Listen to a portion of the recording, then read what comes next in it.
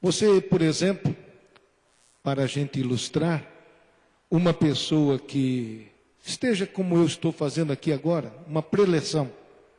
Nesse momento que eu estou falando, ao mesmo tempo que eu estou falando, eu estou observando pessoas, eu estou vendo expressões das pessoas.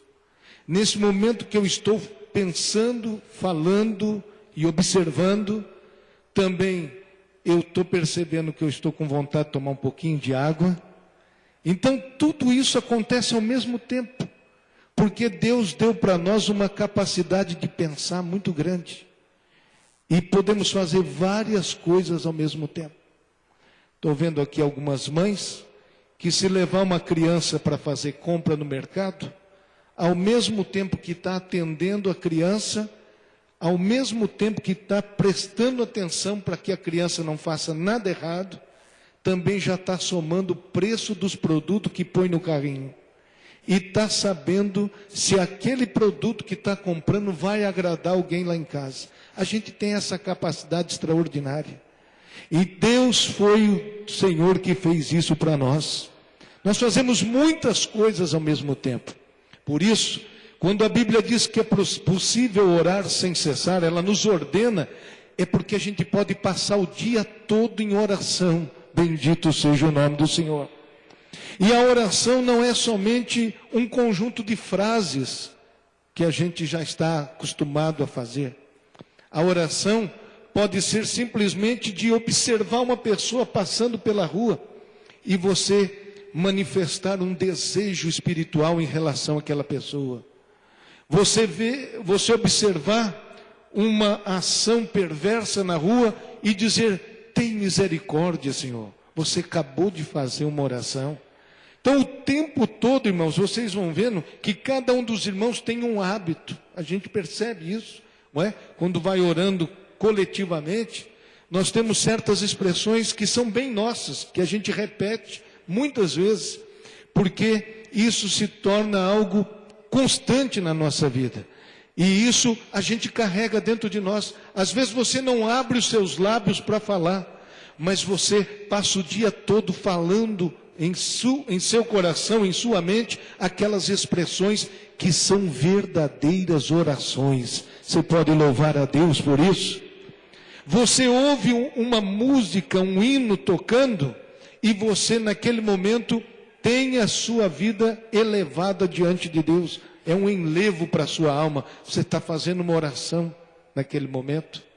Então, irmãos, são várias situações no dia a dia que se tornam verdadeiros motivos de oração, sem a gente perceber.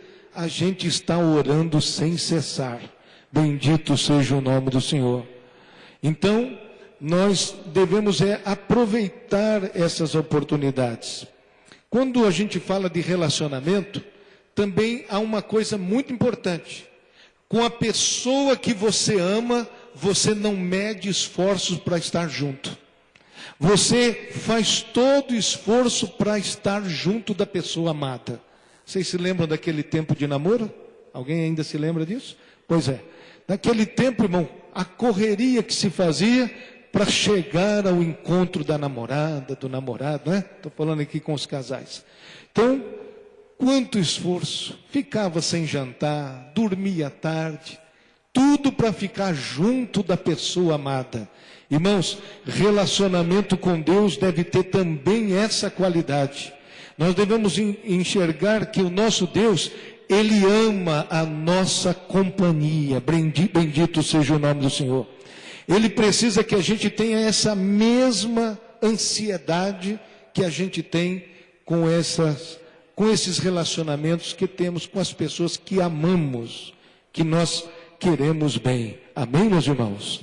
Então, é perfeitamente possível você ter uma vida de oração sem cessar, uma vida de oração com qualidade, e fazer de cada acontecimento trivial do seu dia, a coisa mais comum que você pode observar no seu dia, pode ser o motivo de você glorificar o nome do Senhor. Eu disse aos irmãos que certo obreiro tinha um hábito, para ele não se desligar de Deus, de fazer o que Jesus mandou. E o que é que Jesus mandou? Olhai as aves dos céus. Ele nunca tinha prestado atenção nisso, até que um dia Deus tocou nele fortemente, que ele estava já passando anos na sua existência e não tinha parado para olhar um passarinho voando. Nós, irmãos, às vezes acabamos deixando essas coisas tão comuns e esquecendo que nelas está o dedo de Deus. Bendito é o nome do Senhor. E foi Jesus quem falou isso, irmão, para a gente transformar essas observações corriqueiras em motivos de glorificação do nome do Senhor.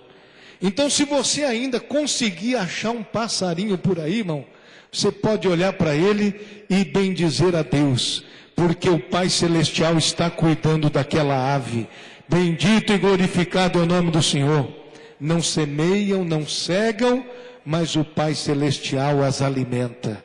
Uma coisa comum, uma observação comum e que a gente não dá valor.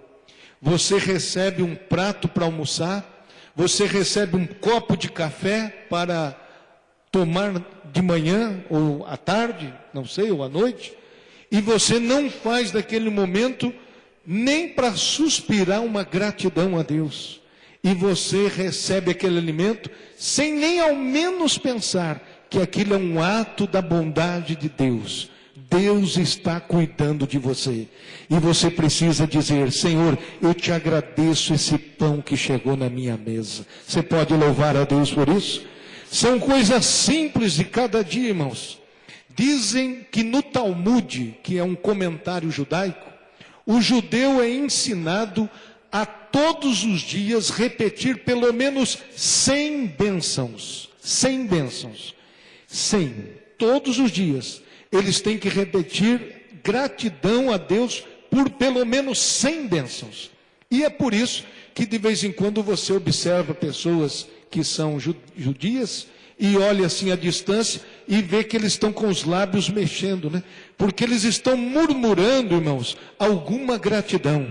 Eles estão agradecendo o ar que respira, eles estão agradecendo um sorriso que receberam, estão agradecendo um abraço que deram para ele, estão agradecendo qualquer coisa, um pedaço de um doce que deram para ele, qualquer coisa que você imaginar, eles têm que fazer menção e agradecer diariamente. Irmãos, nós precisamos aprender a agradecer. Bendito e glorificado seja o nome do Senhor.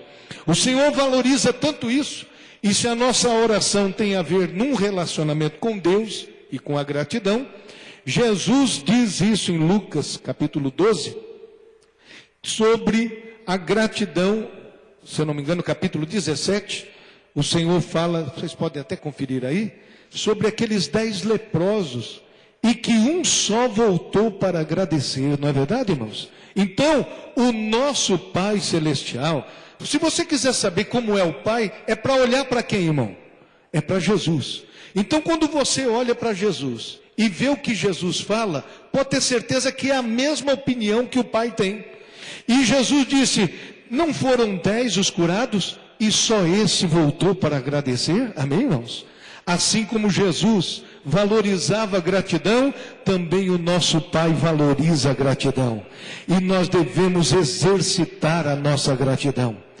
Irmãos, se você for pensar bem, em 1 hora de oração que você separar, a primeira meia hora você passa só agradecendo com a maior facilidade. E não repete o assunto. Você gasta pelo menos 30 minutos de oração só agradecendo o favor que Deus te faz. Bendito e glorificado seja o nome do nosso Deus.